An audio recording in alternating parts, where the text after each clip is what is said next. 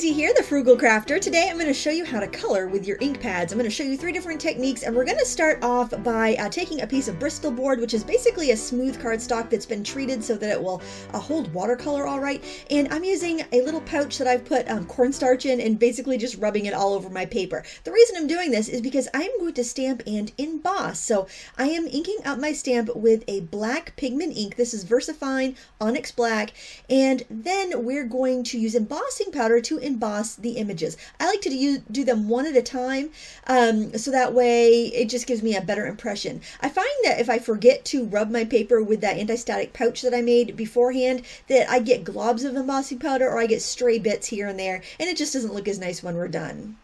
Embossing powder is basically a ground up plastic, and when you heat it with a heat tool, it melts into a shiny finish. But all that excess embossing powder you want to save. So I put a piece of scrap paper down on my table and I tap all of that extra powder down onto that scrap paper so I can pour it back into my jar later. Waste not, want not. The stamp I'm using is by Art Neco. They are our sponsor today, and I will put a link to this stamp in the video description and also offer you a coupon code so you can save 10% on your order, or you can get free shipping if your order is over $50.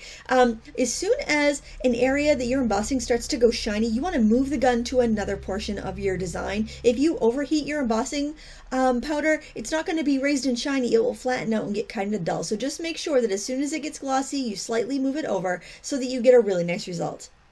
After I embossed each of my 3 stamped images, I die cut them out with this pretty Spellbinders die. It's just a kind of a fancy label. It was the largest one in my pack though, so I couldn't cut a mat for that image, so I decided I would just trace the die on the back side of some pretty pattern paper and cut it out by hand. Since the die itself is actually in the middle of the metal part, just by tracing the outside of it, I got a perfect about 1/8 of an inch all around mat. So I urge you to try that if you don't have nesting shapes that are close enough in size. It's a great fix. And also, I recommend that you stamp first and die cut after, because it's so much easier to stamp it and then tape your die cut down on your paper where you want it, than try to die cut it first and then stamp it perfectly. Trust me, you're going to save some time with this. And I also recommend you prepare all your card bases for everything you're going to color ahead of time. That way you don't get kind of lazy after you're done coloring and decide not to make any cards with these beautiful images.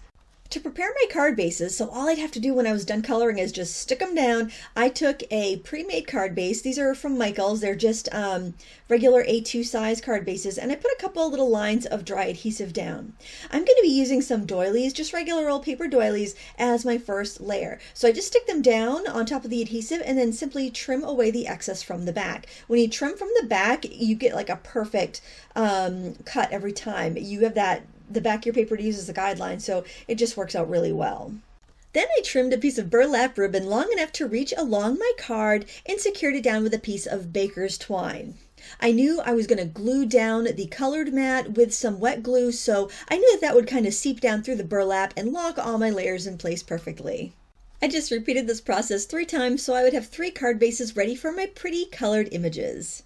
The first technique we're going to do today is stencil brush coloring, and it gives you a very soft pastel effect. I have a jar here of small stencil brushes that I like to use for this technique, and as you can see, the brushes are colored. They look dirty. Well, the reason that is because I pretty much assign a color to a brush. So I have like a tiny brush and a small brush. They will both be for shades of blue, and I'll have one that's 2 for shades of green and 2 for shades of pink, and so on and so forth. So I don't have to clean my brushes a lot, and also it allows the ink to build up in my brush so I don't waste it. So I'm just basically using the larger brushes to do big areas like the eggs.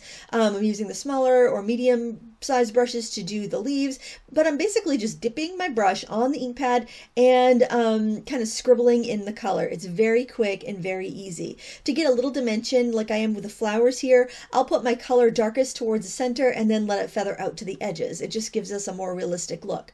This is going to give you the look of kind of like using decorator chalks. Alternately, if you don't have a lot of ink pads to color with, you could use some Q-tips with any chalk pastels or decorator chalks or even eyeshadows that you have and get a very similar look. So don't be dissuaded if you don't have as many colors of ink as I do, because you can certainly do this with whatever you have on hand. To fill in the background, I'm going to use my color duster, which is a big ink blending brush. It's kind of like a men's shaving brush, and I love that because I get a very soft, subtle look and I never get any choppy streaks. So that's how I color those, and you can see on the card it just looks really sweet.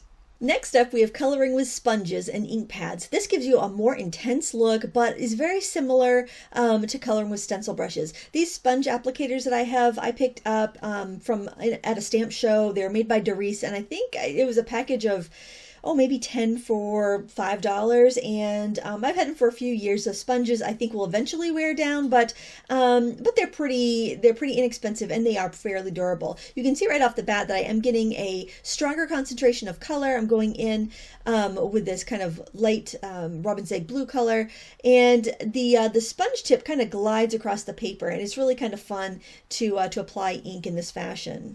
So this pack of sponge applicators that I picked up at a stamp show had 3 different sizes, and the tiniest one was actually double-ended. So I felt like I got a lot of good usable tips from one little package. You can do a lot of shading since you have different sizes of sponges. I can get in at the bottoms of the eggs. I can get in the middle of the flowers, and I can really precisely put down some shading there. I can overlay my colors. I put some yellow over the green to give the leaves a little life. I can put more color down if I want a more intense color, like if I wanted to go over the leaves with another layer, or go over the eggs with another layer, or put some more shadows in like I am with that tiny little sponge tip applicator on the eggs. It's just very easy to do so. And then I'm just taking the largest applicator and dipping it into some of that pretty turquoise ink and just spreading that around in the background. This took me about 5 minutes to color as well, so it's about the same as the stencil brushes, but it just gives you more of an intense look, and I really love the way this looks. Next up is watercoloring with your ink pads. You may have done this before, but it is a classic technique that I think bears repeating. So you want to begin by making a palette for your paints, and I'm just using the outside of this plastic palette. You could use a stamping block or a ceramic plate, whatever you have. It's great if you have something that's white, so if you are using a clear stamping block, put it on top of a piece of white paper so you can see what colors you have. Then you just want to press your ink pads onto the surface to make a palette. So I'm just taking each little pad, pressing it onto the white plastic surface, and the ink will bead up there and be ready for me to use whenever I want. Even if this dries, I can always take a wet brush to it tomorrow and use it again. For this technique, you need a watercolor brush or a water brush, and I'm just using a water brush here, but it doesn't really matter. Use whatever you like. And so what I'm doing is I am using that wet brush to pick up the ink from my palette and drop it onto my image. You can wet an area first and then drip the color into it, or you can just pick it up and paint directly onto dry paper. It doesn't matter. Now, the benefit of embossing our image like we did at the beginning of the video is that it makes like a little barrier between colors, so I don't have to wait for something to dry before I go next door and paint something else. So that's where the real benefit of embossing happens. I love that with this technique, the watercoloring technique, is that you can mix all of your colors on your palette before you even bring it over to your paper. So if you're someone who doesn't have that many ink pads, this is perfect because you can take your primary colors and mix thousands of colors to go from. You don't have to be as dependent on the ink pad colors you have. So if you're brand new and you just have a couple ink pads, try this technique because it's really versatile and you can really do a lot with it. For the background, I'm going to do the same turquoise color, but this time I'm just using a wet brush to spread it across the paper. Just as a reminder, if you're going to do the watercolor technique, it is really helpful to have a hot press watercolor paper or a Bristol board or some cardstock that you know can really handle the water. And I think this turned out really super. I think it's so cool how different ink can look just depending on the materials we use to apply them. Like here with the ink brushes, we got a very chalky pastel look, which is just so lovely and springy. When we use the sponge applicators, we got a more intense color, which was just really nice with this type of image and so quick to color. And then finally, watercoloring, which is perfect if you only have a few color of ink pads because you get to mix a full range of colors. I love this technique and I hope you try these techniques with the supplies you have on hand. You probably have something that will work. I want to thank you so much for watching today. Please check out our sponsor, artneco.com. I'll have a link to the stamps that I used in the video description, as well as a coupon code that you can use to save 10% on your next order at artneco.com. Thank you so much for watching. Until next time, happy crafting.